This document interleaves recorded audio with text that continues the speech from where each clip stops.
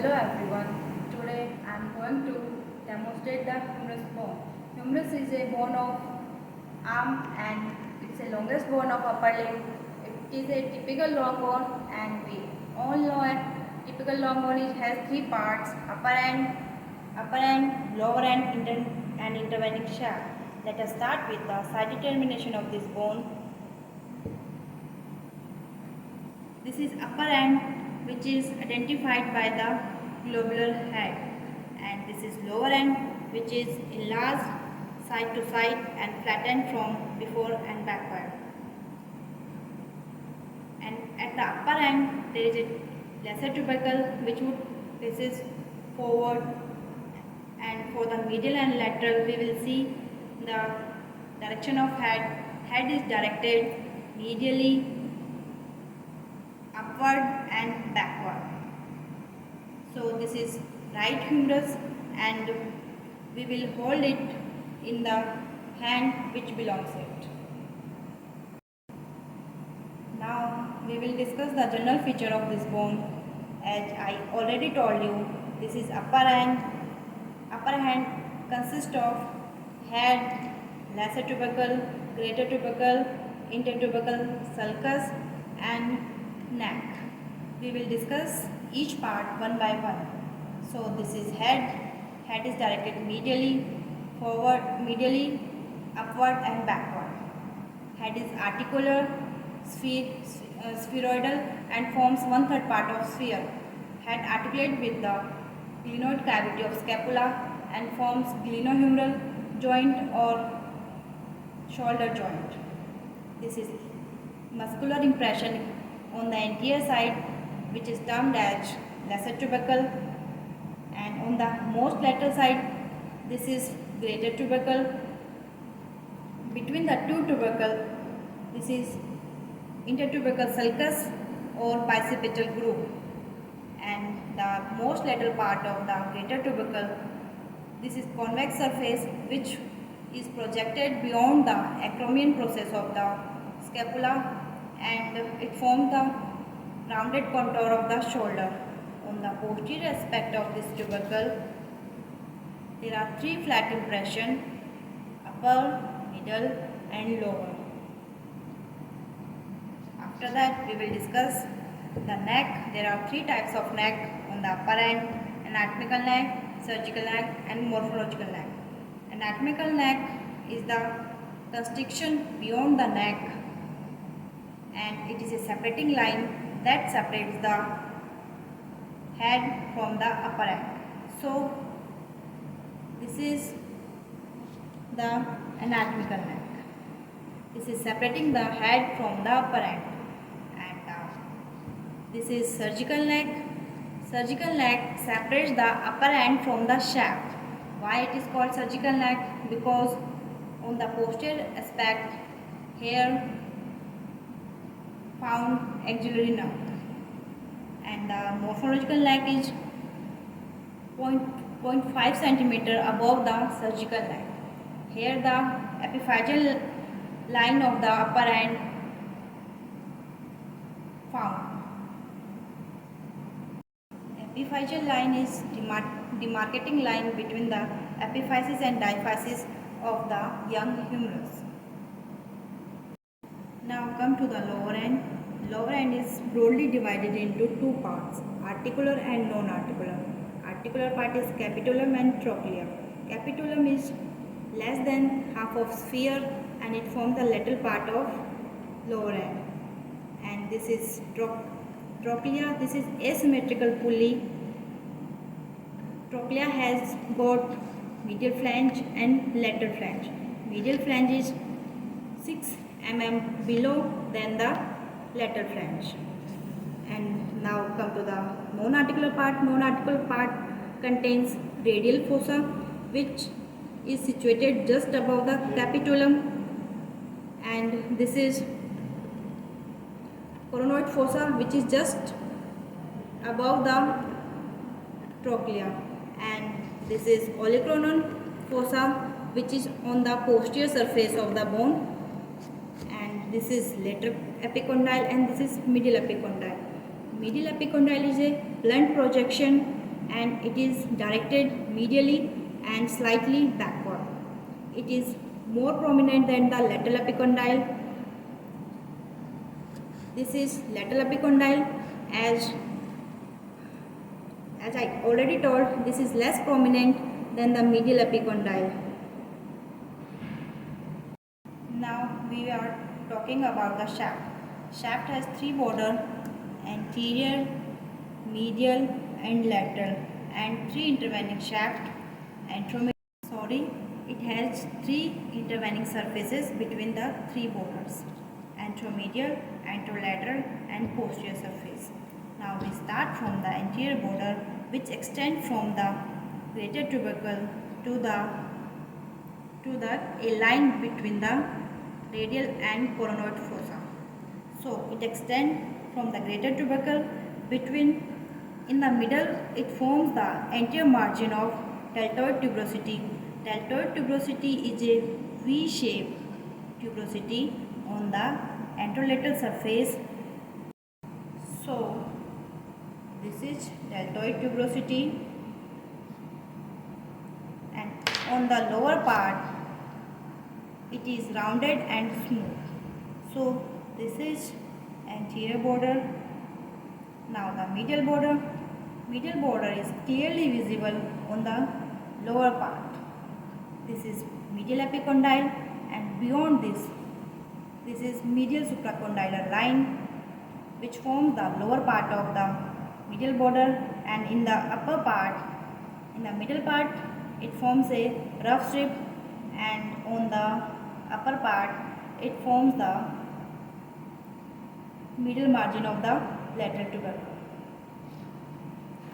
Similarly, the lateral border, it is a lateral epicondyle. Beyond this is lateral supracondylar line, which forms the lower part of the lateral border. In the upper part it fronted and it goes upward on the posterior aspect of the greater tubercle. So now we will talk about the surfaces between the anterior and medial border. This is anteromedial surface. So upper part of anteromedial surface forms this intertubercle sulcus, and this is between the anterior border and lateral border. This is anterolateral surface. In the middle part it forms the deltoid tuberosity, which I have already shown you.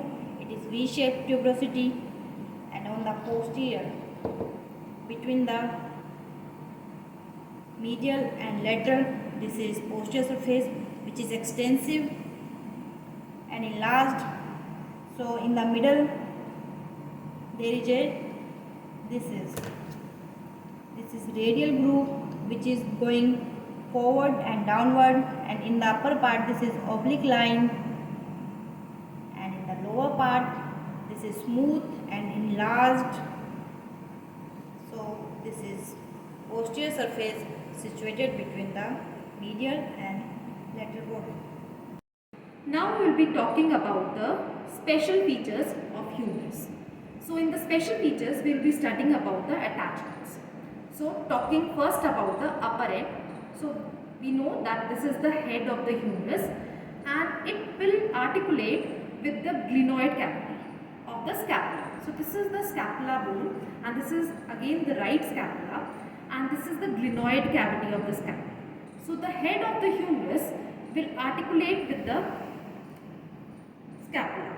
As we can see that this glenoid cavity is shallow, so the range of movements of humerus is more as compared to any other joint in the body. Studying about the capsular attachments in the upper end, if we see the capsule is attached along the anatomical neck on the anterior and as well as the posterior side. So it embraces the anatomical neck except on two sides. First, it is deficient here where the long tendon of the biceps brachii is passing along with its synovial sheath. Secondly, on the medial side, it is 1 centimeter below. It attaches 1 centimeter below the medial side, medial area. So the capsule will attach somewhere here, and it goes to embrace the anatomical neck anteriorly as well as posteriorly. So this is the attachment of the capsule on the upper end. Now if we see other attachments, we see that this is the lesser tubercle, this is the greater tubercle. On lesser tubercle, there is attachment of the subscapularis muscle. On greater tubercle, we have three muscular impressions on which 3 muscles are attached. As we go from forward to posteriorly, we see first attachment is of the supraspinatus muscle, then infraspinatus muscle, then posteriorly we have the attachment of the teres minor muscle. Now together all these 4 muscles form a cuff around the shoulder joint, and it provides stability to this joint. And this cuff is known as the rotator cuff. We can also see that there is one groove. So this groove is known as intertubercular sulcus or bicipital groove with the medial lip and the lateral lip. And it also has few attachments. On the lateral lip, there is a bilaminar attachment of the pectoralis major muscle. On the floor of the bicipital groove, there is attachment of the latissimus dorsi muscle, and medially on the medial lip, there is attachment of the teres major muscle. And as we have already studied, the long head, the tendon of the long head of biceps brachii passes through this groove. On to the shaft. We have already studied that between the anterior border and the medial border, we have the anteromedial surface. So we can see in the middle of the anteromedial surface, there is one thickening here. So this thickening provides attachment to the coracobrachialis muscle. If we see the lower part of the anteromedial surface as well as the lower part of the anterolateral surface. So this whole area provides attachment to the brachialis muscle. Now this is the medial supracondylar ridge, and on the lower 1/3 it provides attachment to the pronator teres muscle. This medial supracondylar ridge also provides attachment to the medial intermuscular septum, which divides the flexor and the extensor group of muscles. This septum is also pierced by ulnar nerve and superior and inferior ulnar collateral vessels. There is one tubercle. In some bones, there is one tubercle also in the lower half of the supracondylar ridge, and that tubercle gives a ligament which extends to the medial epicondyle, and this ligament is known as Struthers ligament. Actually, the Struthers ligament is a phylogenetic remnant of the coracobrachialis muscle. We can also see the nutrient foramen here. On the anteromedial surface, there is one nutrient foramen also, which is directed downwards So that means that the growing end of the humerus is the upper end.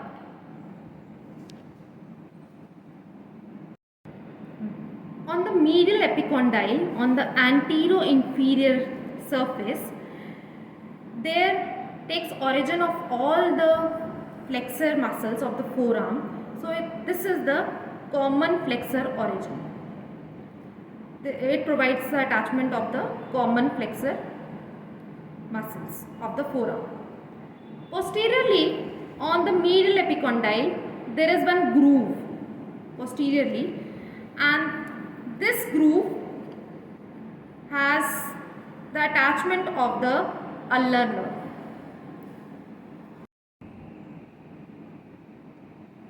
Now coming on to the anterolateral surface. Now this is the anterolateral surface between the anterior and the lateral borders. Now there is one tuberosity which we have already seen. This tuberosity is the deltoid tuberosity, which provides attachment to the deltoid muscle. If we go below, we can see there is one lateral supracondylar ridge. In the upper 2/3, it provides attachment to the brachioradialis muscle, and in the lower 1/3, it provides attachment to the extensor carpi radialis longus muscle. Posteriorly, on the lateral epicondyle, we see the attachment of the anconius muscle. Anteriorly, again, it provides the attachment to the common extensor origin muscles of the forearm.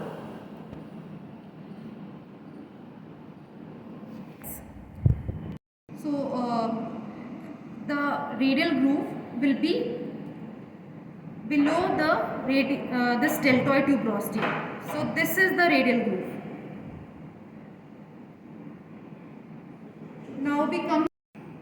Now coming to the lower end, we have seen that now below the deltoid tuberosity there is one groove known as the radial groove. In the radial groove there is the radial nerve and also the profunda brachii vessels.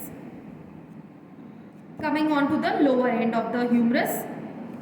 So in the lower end we have three non-articular fossas: the radial fossa, coronoid fossa, and posteriorly the olecranon fossa, and the capitulum, the flange, the trochlea shaped pulley-like trochlea, which is, as we have already studied, which is 6 mm, which is larger and 6 mm lower than the capitulum.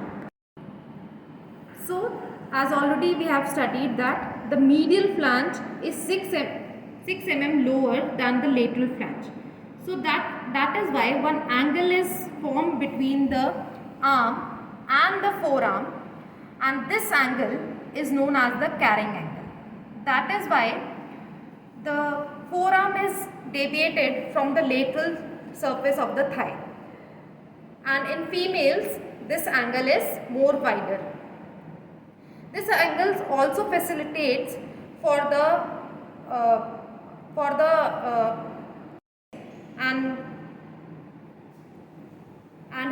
holding heavy weights. So this is the capitulum.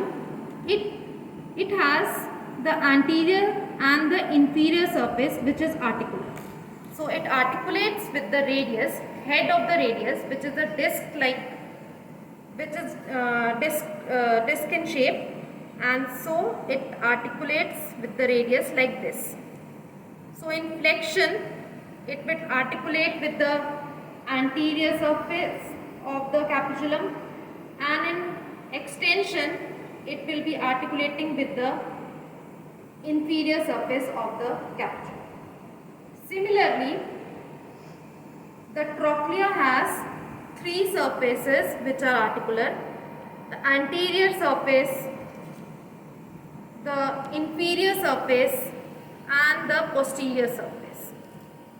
So this is the ulna and this is the ulnar notch.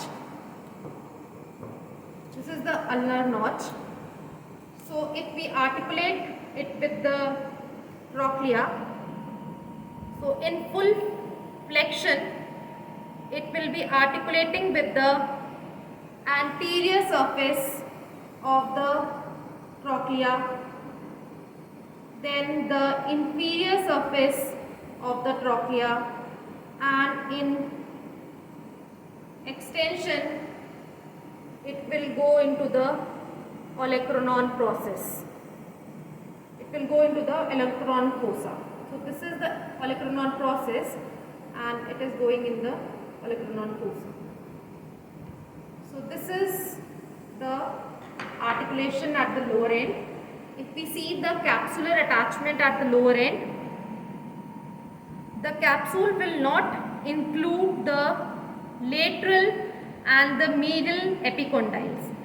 However, it will include all the three fossas. So anteriorly, these two fossa, the radial and the coronoid fossa anteriorly. So if we start tracing the capsule, excluding the lateral epicondyle, including the olecranon fossa, excluding the medial epicondyle, and including the anterior two fossas.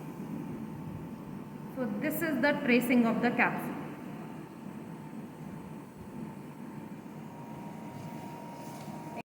So now if we see the nerves related with the humerus, first we have studied the axillary nerve at the surgical neck. Then we have studied about the radial nerve in the radial groove. And thirdly, we have also studied the ulnar nerve at the medial epicondyle, posteriorly at the medial epicondyle. Also about the ossification of the humerus, the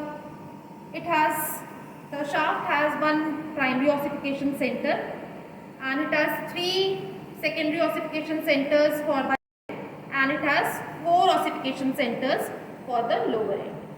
The fractures of the humerus is common at the surgical neck and also at the supracondylar area and also in the middle of the shaft. So this was all about the humerus. Thank you.